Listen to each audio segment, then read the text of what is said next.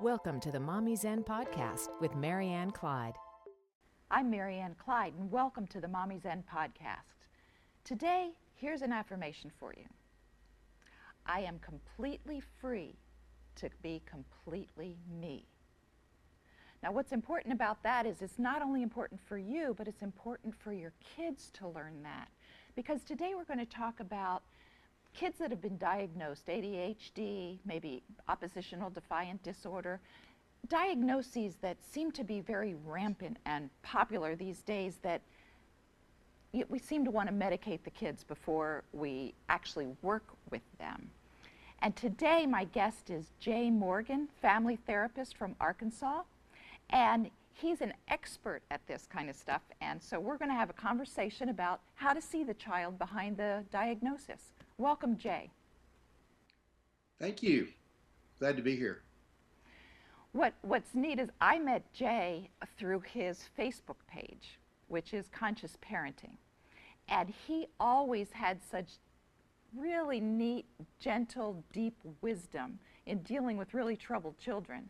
And so I wanted him to talk to us a little bit today. So Jay, can you talk to me, there's a chapter in your book called Catch Them Doing Something Right.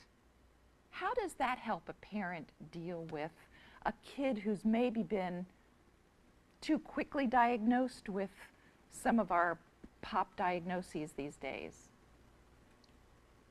Well, lots of kids that have ADHD symptoms and oppositional defiant symptoms are not easy to work with.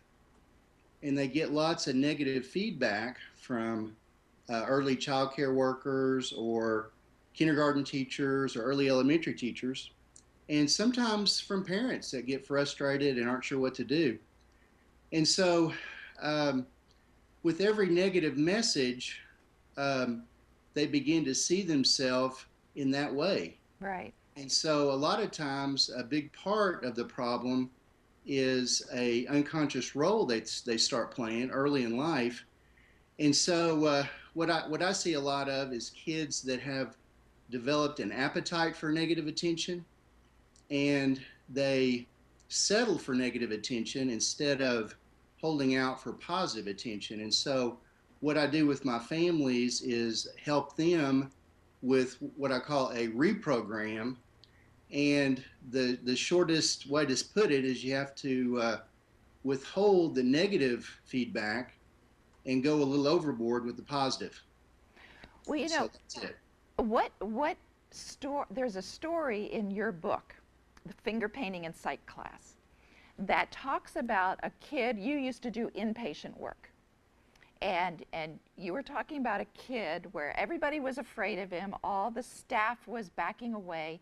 This kid had a chair over his head, and you're the only one that could talk him down. What did you do in that case? So here's a kid with an obvious diagnosis, and you saw the kid behind the diagnosis. What did you do? Well, he was an angry kid. He didn't want to be there, and he also wanted a negative engagement from staff. And so what I started doing was noticing him, what he wasn't doing. He didn't throw the chair at me. He wasn't breaking anything in his room. He wasn't threatening to hurt himself or someone else. He was just holding the chair. And so I suggested, which was true, is that he was controlling himself at a certain level by not throwing the chair and by exercising that good judgment. Right.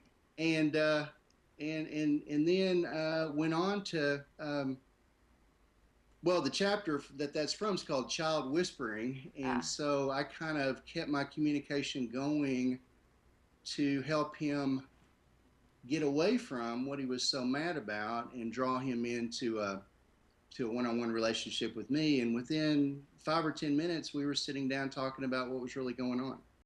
And that's not an easy thing to do. And what impressed me, and I pull that from the chapter in my book about effective communication. and knowing your true identity. You, as a therapist, were able to be confident enough in who you were to communicate positively to him in a way that pulled out his strong points. And that's not easy to do under stress. So you had to be completely present, completely confident in who you were as a staff person and a therapist there, and be able to also see the boy as a human being and not a, oh my gosh, this kid's crazy and he's going to kill somebody here. That's a lot of mental gymnastics that you had to do in a split second. Yeah, and the long and short of it is stay centered and grounded, and make yourself the center instead of getting caught up in this drama that was unfolding, not only with him, but with some of the other staff members that were, ready to do a takedown.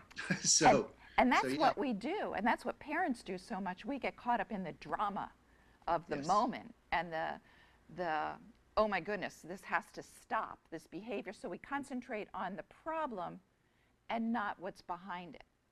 And so you just gave, and your book is full of these great illustrations of not getting caught up in the drama, but in staying centered with who you are and having your locus of control as an internal locus of control, not the external tornado happening around you. And that's just amazing to me. And so this is why I follow you on Facebook, because you give little snippets like this all the time from Fingerpainting and Psych class, which is an awesome book. And I think we'll put a little graphic of that up on the screen so that people can see it, and it's available on Amazon.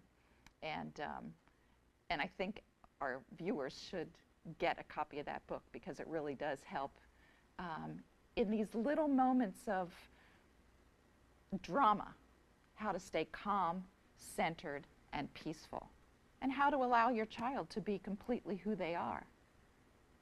And that, so thank you for that, because we're going to continue in the next podcast too. So we're going to talk a little bit more about that as we go on to the next podcast, okay? So hang in there with me while I close this one out, and we'll talk about another one in a few minutes. But for the moment, I also want to remind our parents that I've got a teleconference coming up, because I know a lot of you feel like, oh my God, I'm screwing up my child. The best parents in the world feel like that. And it's important to know that, no, you can grab hold of your responsibility, you can take responsibility, and you can undo the damage. So on August 7th, I'm having a teleconference called 5 Ways to Undo the Damage. And you can just go to mommy-zen.com and register for that. Now let me remind you of the affirmation today that's for you and your kids. I am free to be completely me. This is Marianne Clyde with the Mommy Zen podcast. Thanks for listening to the Mommy Zen podcast. For nuggets of encouragement and strength throughout your day, follow Marianne on Twitter at mommy_zen and Facebook at facebook.com/mommyjustbreathe. Also, you can join our mailing list, leave comments, or ask questions by visiting mommy-zen.com.